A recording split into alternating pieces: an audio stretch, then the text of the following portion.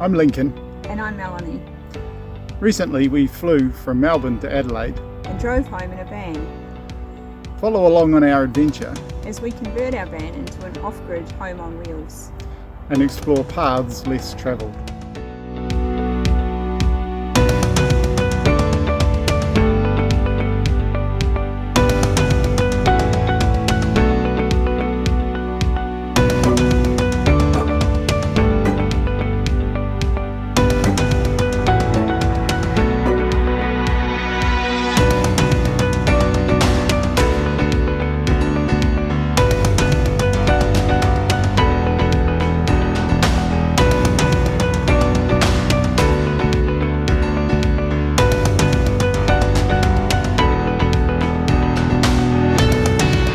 So the van came all lined in this 12mm ply. You can see here that I've started stripping it out. So that's what I'm going to do this morning.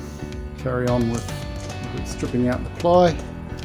And the back here at the back door, I've got a little bit of rust there that needs dealing with, so I'm going to have to strip that off and see if there's any more that needs sorting out.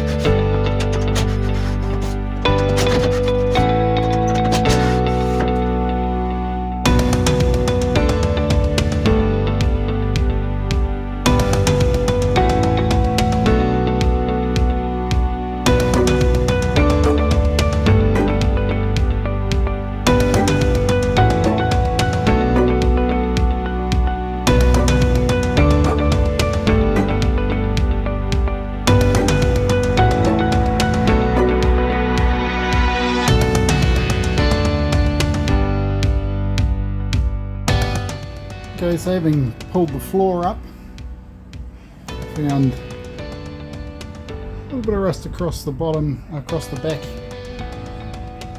here. Not too serious, bit of clean up and that'll be sorted.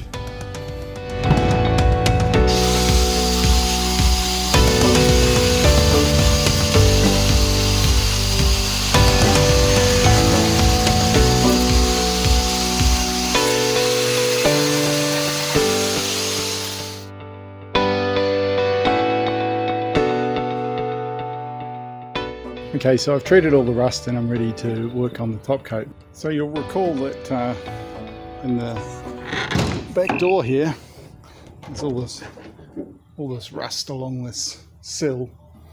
And when you see something like that, you've got to think about what is the reason for it. And what I found when I investigated it was that this door didn't close completely properly like this. It was actually sitting out a little bit, and of course that meant water was able to get in, and so I've adjusted this striker plate to pull the door in nicely.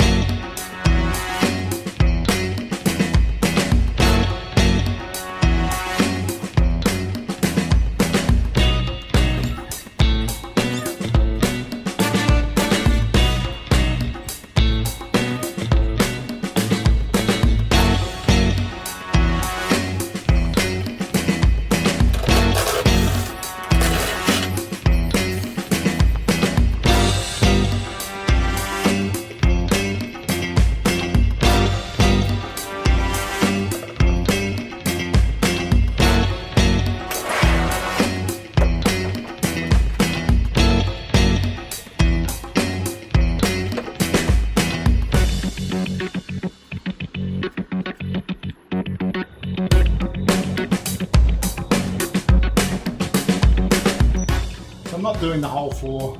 There's there's no need. I'm doing the spots that I've treated with Penetrol.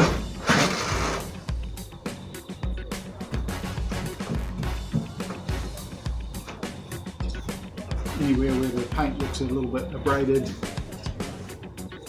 that's all that's really required. This is a rust guard primer. Sorry, a rust guard top coat, not a primer.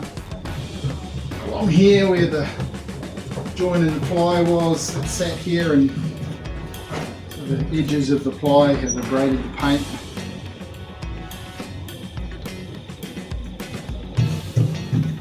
Spots where the screws went through. Same thing up here on the roof. Cleaned up and Penetrol to treat the rust, and now I'm just going to cover all of those spots with this paint. I'll probably come back later and hit it with a colour matched paint to the van, although it doesn't matter too much on the roof. It's not going to be seen. Mostly it's going to be covered in solar panels, so main thing is to stop it from rusting. If you're wondering, was there that much rust? No, there wasn't, but it's clear that in those channels along the edges there is a tendency for rust there, so I've given it all a good coat as a preventative measure. Not a bad sunset tonight.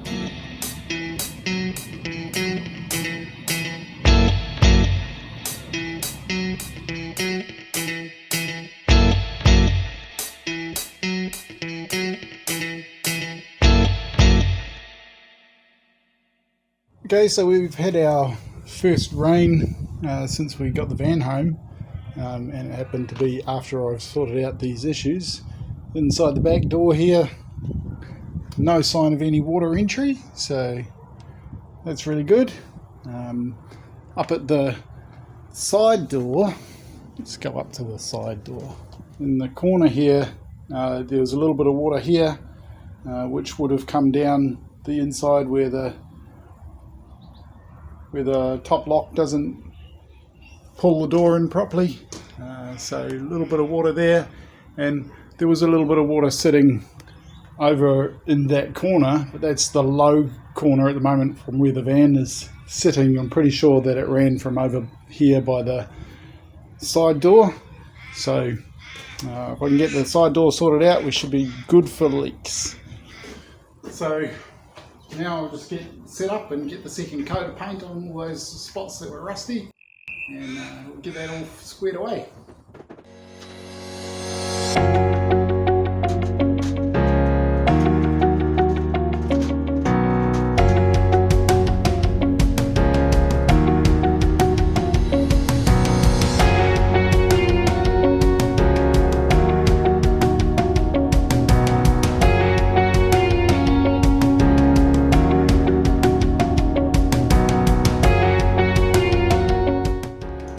So yeah, from that it probably looks like there was heaps of rust. Actually there wasn't very much at all, but there was a lot of areas where the plywood floor had rubbed the paint through or thin, and so there was the potential for rust. So just covering that off now, because once I've put the floor down in here, it's not coming back up again. So and up here on the roof, it's looking much better. There was just areas of surface rust where the paint had worn through down through here, so that's all looking much better.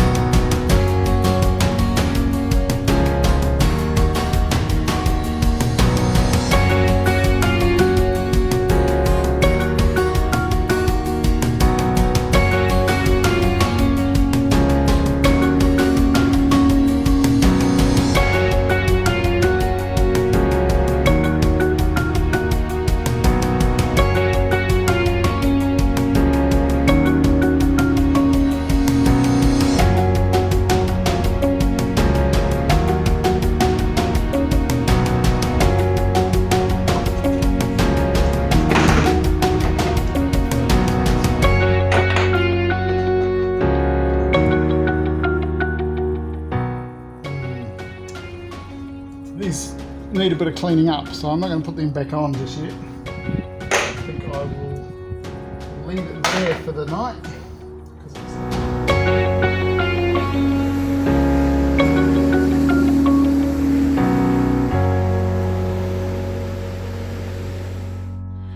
So I've been working on getting this shelf out from over the cab. It's a bit of a mongrel without taking the cab roof liner out.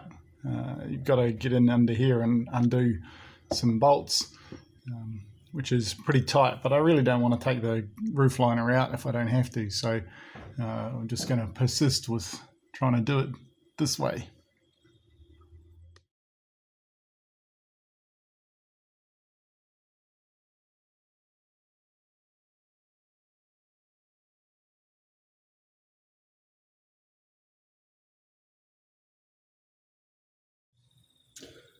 Well, I wanted to avoid having to take the headliner out, but I've dropped my spanner down in this gap in the front of the headliner and I can't get it, so I'm going to have to pull the headliner out now.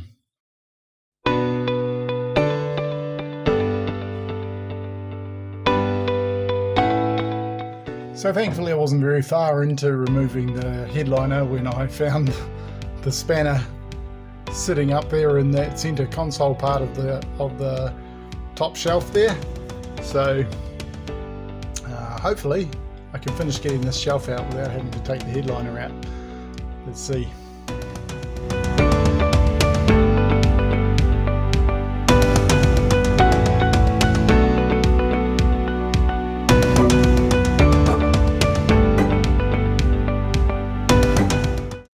Okay, so I thought I would show you what the planned layout for the van is. So you can see here on the roof we have 800 watts of solar and a couple of max air fans. You can see at the front of the van here we've got a nice big L-shaped couch to give us plenty of comfortable seating space. Next to the couch we have the bathroom. The toilet will be a composting toilet. And the shower is a recirculating shower so that we can have nice long hot showers without using lots of water.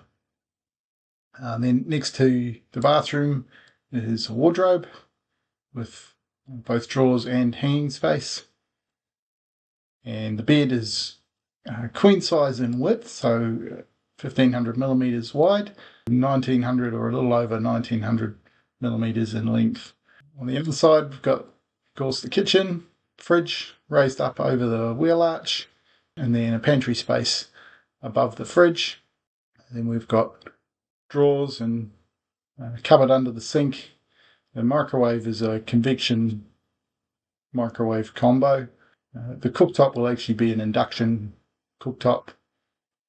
Water tanks will be slung underneath the vehicle. We live in Australia, so no concerns about water freezing in tanks under the vehicle. The solar panels will be connected to 400 amp hours of lithium batteries and a 3000 watt inverter charger, so we can connect to shore power if we so desire. And we'll also have a DC to DC charger so we can charge the batteries off of the alternator when we're driving. So hopefully that gives you an overview. Things may change as we get the build underway, but that's where the plan is at this stage. Okay, so that's it for this video. Feel free to like and subscribe and drop any questions or comments down below and I'll get back to you. Next time we'll be looking at sound deadening and insulation and laying a floor.